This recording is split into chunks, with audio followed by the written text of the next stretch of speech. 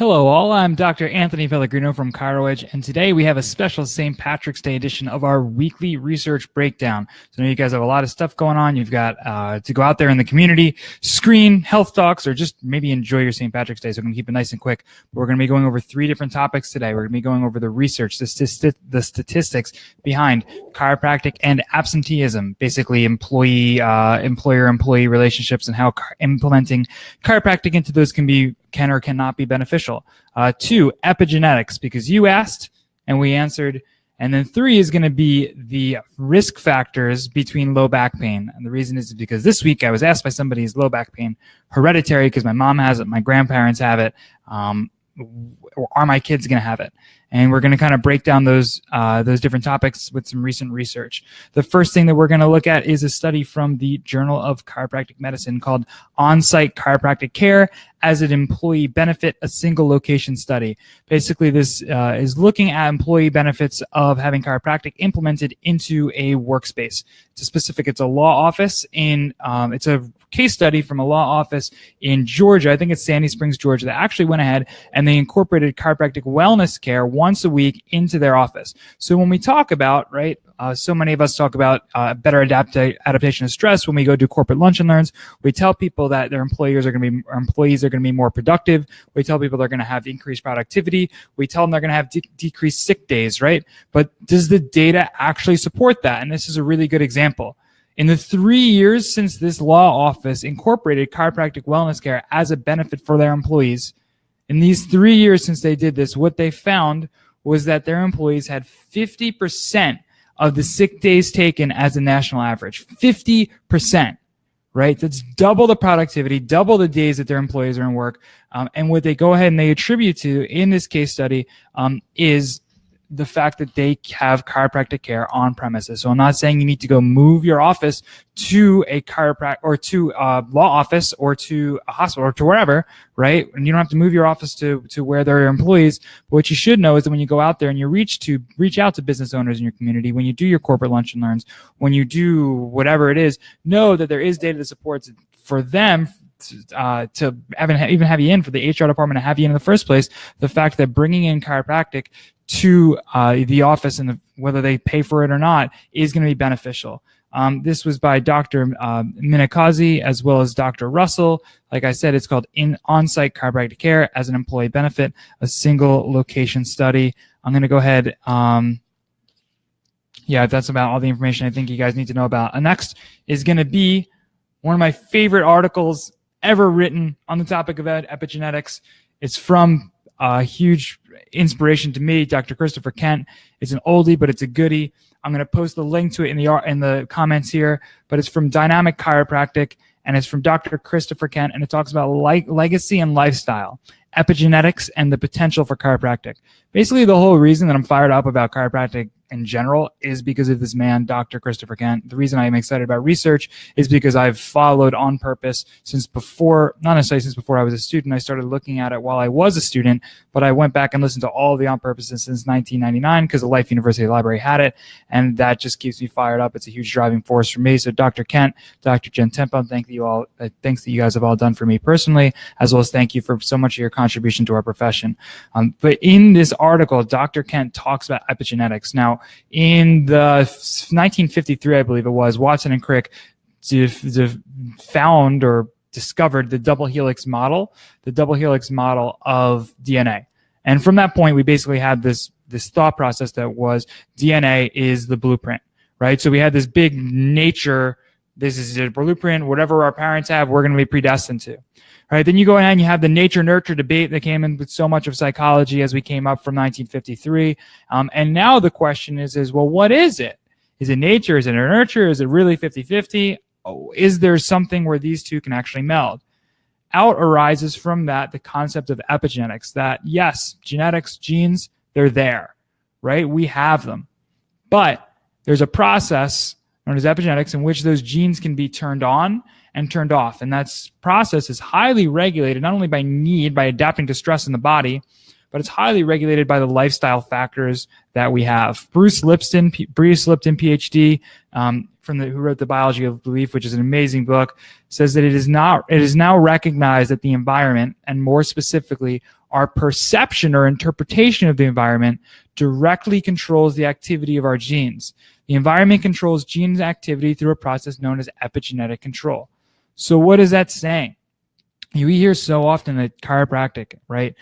By allowing the nervous system to function better, it is going to allow us to be better able to adapt to physical, chemical, and emotional stress. So if the process of adapting to stresses is what influences epigenetic control, then by definition, chiropractic is going to go ahead and influence epigenetics, right? What we go ahead and look at as well is there's research that says the concept of lifestyle, which influences epigenetics, includes nutrition, behavior, stress, physical activity, working habits, smoking, and alcohol consumption. All these things play a role in epigenetic control, right? Behavior, stress, and physical activity, three things that we specifically look at with chiropractic care, with neurologically based chiropractic care.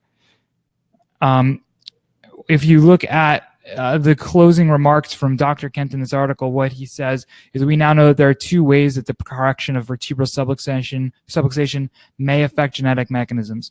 Number one is that chiropractic care can influence basic physiological processes that affect oxidative stress and DNA repair, and the correction of vertebral subluxations may change a person's perception of the environment and facilitate constructive, appropriate responses to environmental change.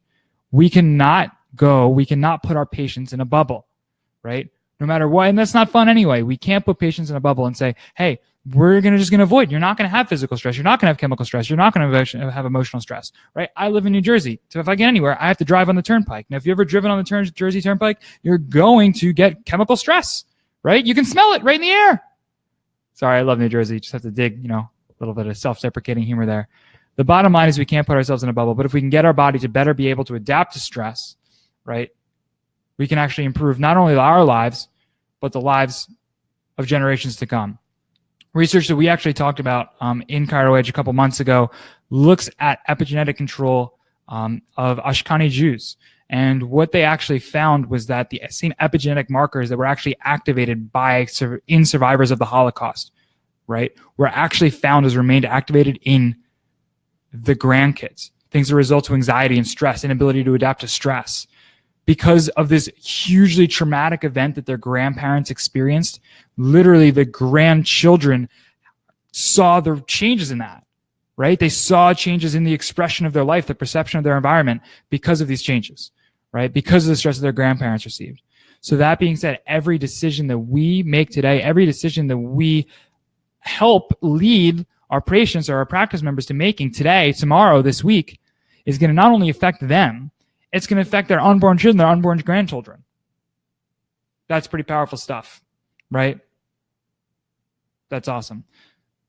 Last paper I want to look at is behavior-related factors associated with low back pain in the U.S. adult population. I had a new practice member of mine today be really confused, or not today, sorry, earlier this week, be really confused because she had seen so much change in her low back pain already. She had no idea. She said, I really thought this was hereditary. I thought this was hereditary because my grandparents had it, my mom has, my dad has, my uncle, but all of us have this low back pain. Right? I thought maybe I was going to see an improvement. I didn't think I was going to see this much. How is that possible if this is hereditary? Right? Same thing with the nature-nurture debate. Same thing with the epigenetics that we just talked about. Well, research out of the University of California, which included a PhD, Dr. Yang, as well as Dr. Haldeman, who is a DC MD PhD, which I was pretty excited to see a DC on this paper, looked at the different factors that play a role in development of low back pain. There's a couple of different things that I wanted to point out from the study with you guys. What they were looking at was basically long-term what factors contributed to low back pain. So they say low back pain is the leading cause of disability worldwide. It contributes to 10.7% of the years lived with disability and is the sixth most important contributor to the global burden of disease. Treatment of low back pain in the U.S. is as high as $90.7 billion yearly.